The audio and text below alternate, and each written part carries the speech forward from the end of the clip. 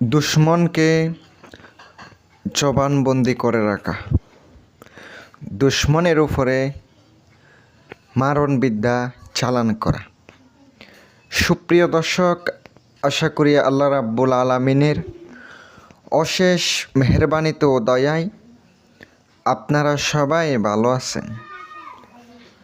আমার প্রাণপ্রিয় ভিউয়ার্স, তান্ত্রিক ব্ল্যাক ম্যাজিক চ্যানেলের পক্ষ থেকে স্বাগতম। আমি আপনাদের সামনে একটু কম ভিডিও দিই, তাও আমি চেষ্টা করি আপনাদের জন্য ভিডিও দেওয়ার জন্য। আজকে কিভাবে দুশ্মনকে জবানবন্দি করবেন, আপনার দুশ্মন বা শত্রুকে একবারে মারণবিদ্যা প্রয়োগ করবেন। এটা করার ফলে দুশ্মন আর দুশ্মনী করতে পারবে না।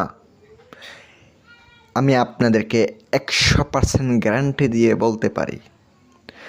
যারা দেশ কিংবা দেশের বাহিরে থেকে কাজের জন্য যোগাযোগ করতে চান, 100% গ্যারান্টি সহকারে কাজ করে দেব। আপনারা যদি বিশ্বাস রাখতে পারেন তাহলে আমি আপনাদেরকে কাজ করে দিতে পারবো। আর যদি বিশ্বাসও না থাকে, কাজ করলে কাজও হবে না। মনে রাখবেন, এই কাজটি যখন করতে যাবেন, আপনার উস্তাদ থাকলে ওনার কাছ থেকে অনুমতি নিতে হবে, তারপরে কাজ করলে কাজ হবে। আপনার স্ক্রিনে যে নকশাটি দেখতে পাচ্ছেন, দুশ্মনের পরিধানের কাপড়, ব্যবহারের কাপড় লাগবে। এই ব্যবহারের কাপড়ের উপরে আপনাকে নকশাটি অমাবস্যা রাতে অথবা পূর্ণিমার রাতের বেলা আপনাকে গভীর রাতে শ্মশানে বসে নকশাটি লিখিতে হবে। আপনাকে নকশাটি যে কোনো কালি দ্বারা লিখতে পারেন, সবথেকে ভালো হয় তিতা জাতীয় কালি দ্বারা। আপনি যদি তিতা জাতীয় কালি দ্বারা নকশাটি লিখতে পারেন তাহলে দেখবেন আপনি খুব দ্রুত ফলাফল পাবেন। নকশাটি লেখার সময় অবশ্যই মুখে নিম পাতা রেখে আপনি নকশাটা লিখবেন।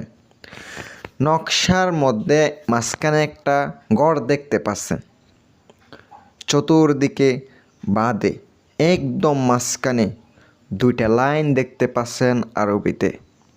প্রথমে লাইনের শেষে ফালান বিন ফালান, শত্রুর নাম, শত্রুর বাবার নামটা লিখিতে হবে। এবার আপনাকে লেখার পরে ওই কাপড়টা জাগ্রত করে নেবেন নকশাটি। তারপরে আপনি শত্রুর ঘরের মধ্যে পুঁতে দেন। আস্তে আস্তে শত্রু জবানটা বন্ধ হয়ে যাবে, শত্রুর উপরে মারণবিদ্যা চালান হয়ে যাবে, পান চালান হয়ে যাবে, আস্তে আস্তে চিন চালান হয়ে যাবে। একটার পর একটা ক্ষতি হইতে থাকবে। আমি আপনাদেরকে দিলাম, উপকার পাইলে আমার জন্য দোয়া করবেন। আসসালামু আলাইকুম ওয়া রাহমাতুল্লাহ।